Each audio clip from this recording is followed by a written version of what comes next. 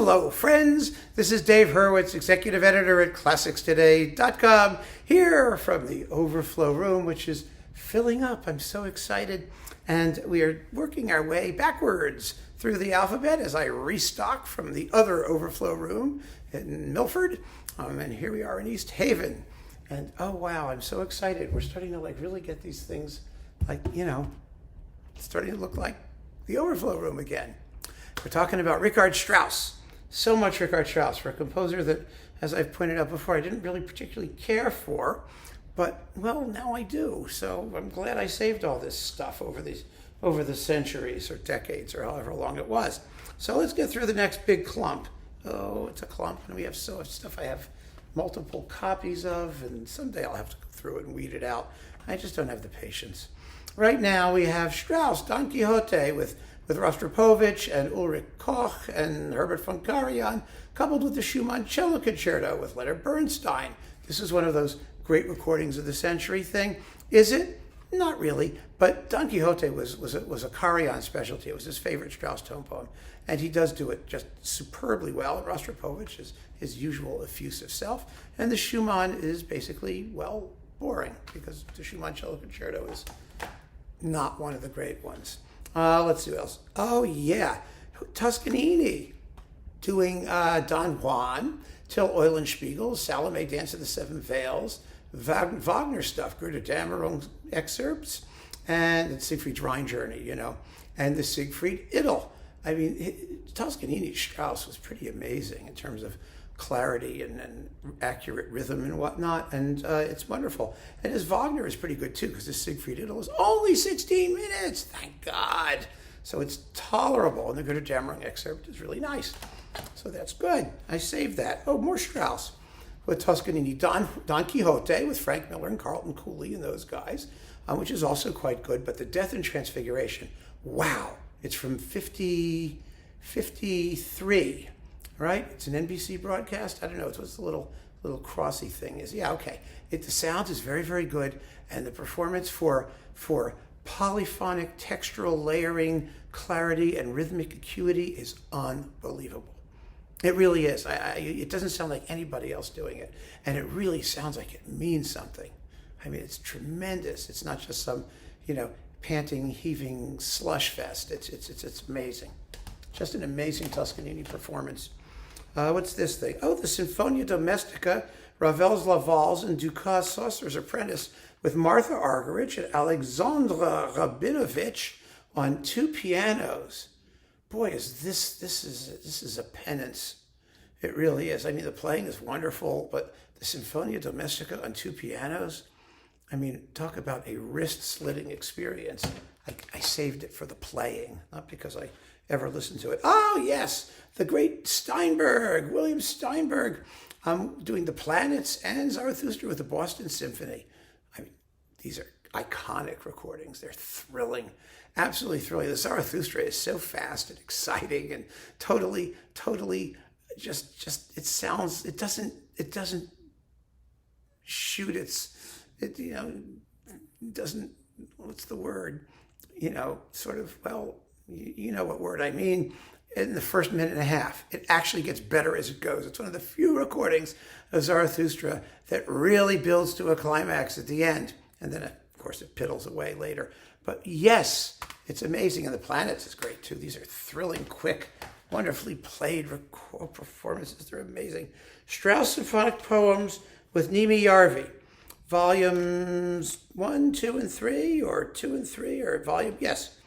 1, 2, and 3. They're sort of on slightly different mid-price Chandos labels. These are very exciting performances with Scottish National. They really go for it. And they have a tremendous brass section. I mean, the horns are amazing. The bass trombone is sensational. So they're exciting performances. They're not the last word in a subtlety, maybe, but I don't care. You get the Alpine Symphony, which is one of the really good ones. Death and Transfiguration, Ein Heldenleben, and Don Juan. It's like yummy. And then we've got this one, which has the Sinfonia Domestica, which is exciting, actually. It's like listenable. Till Eulenspiegel, Macbeth, which is the best ever, and Don Quixote, and let's see, which is also quite good, and Zarathustra, which is exciting as hell. And last but not least, Alce Italian, and Metamorphosen. These are all very fine performances, and they sound great. This is on the Enchant series. These were twofers, somehow different. I don't know.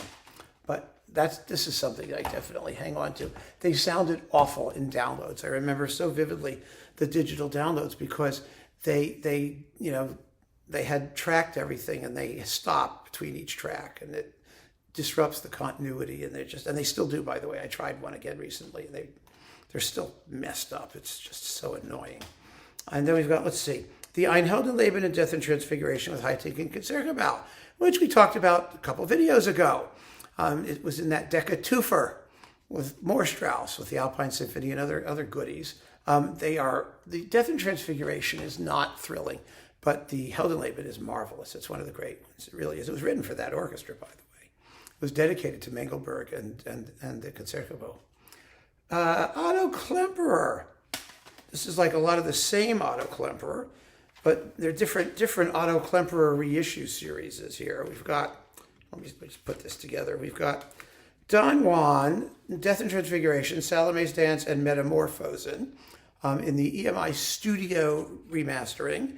And then we've got Don Juan, Death and Transfiguration, Salome's Dance, and Till Eulenspiegel, not Metamorphosen, in the Klemperer Legacy. Why did they have to change? I have no idea. Somebody's employed. They do these things. I mean, it's their job to mess up the couplings while reissuing the same material. Then we've got, let's see, this Eugene Ormandy and Andrew Davis thing, the Rosenkavalier Suite with Philly and Ormandy, the Bourgeois Gentilhomme with Philly and Ormandy, which is gorgeous, and symphonic fragments from Die Liebe der Danae with the Toronto Symphony and Andrew Davis, which is nice to have. It's a wonderful little sort of bonus that's on Essential Classics.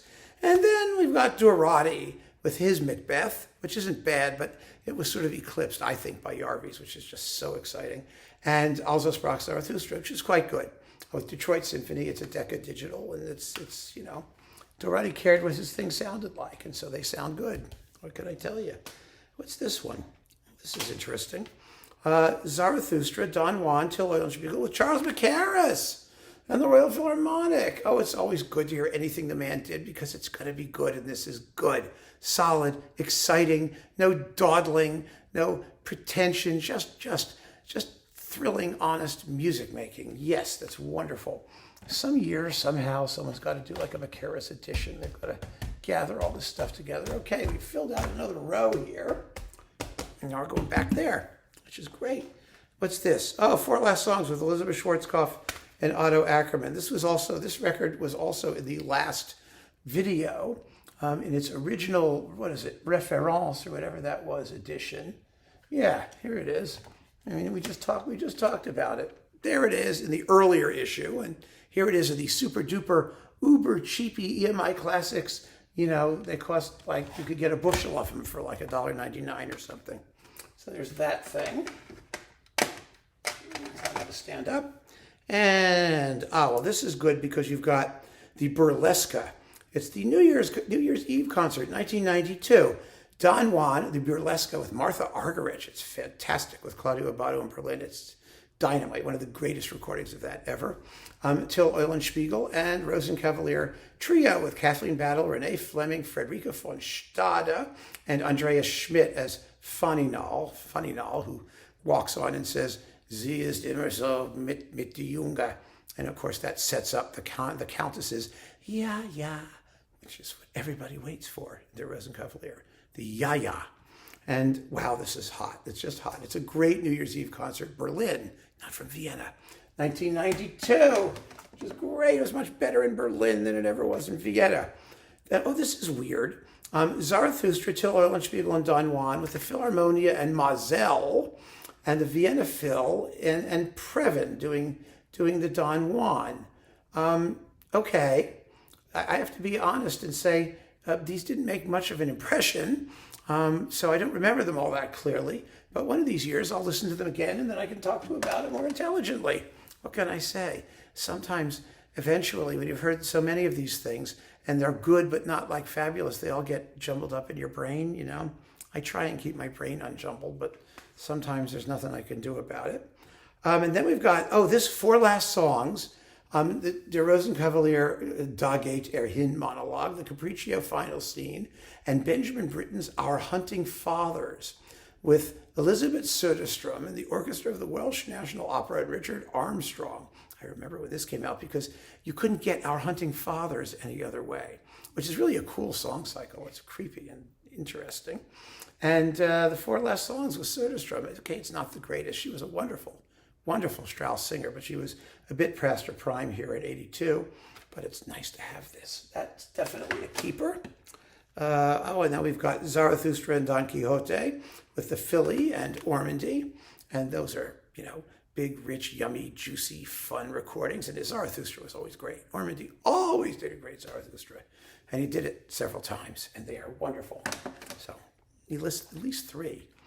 And let's see. This is a good disc, too. Zubin Mehta and the Berlin Phil doing less familiar stuff. You get the waltz sequence from Rosenkavalier from Acts 1 and 2, the symphonic fragments from Die Liebe der Danae, which we just saw Andrew Davis do with Toronto on the same label, and the symphonic interludes from Intermezzo, which is quite substantial. It's 20 minutes of music. And then the symphonic fantasies from Die Frau und Schatten, which is 20 minutes of the dullest music in Die Frau und Schatten. It's the worst symphonic fantasy Strauss ever made. It's just terrible.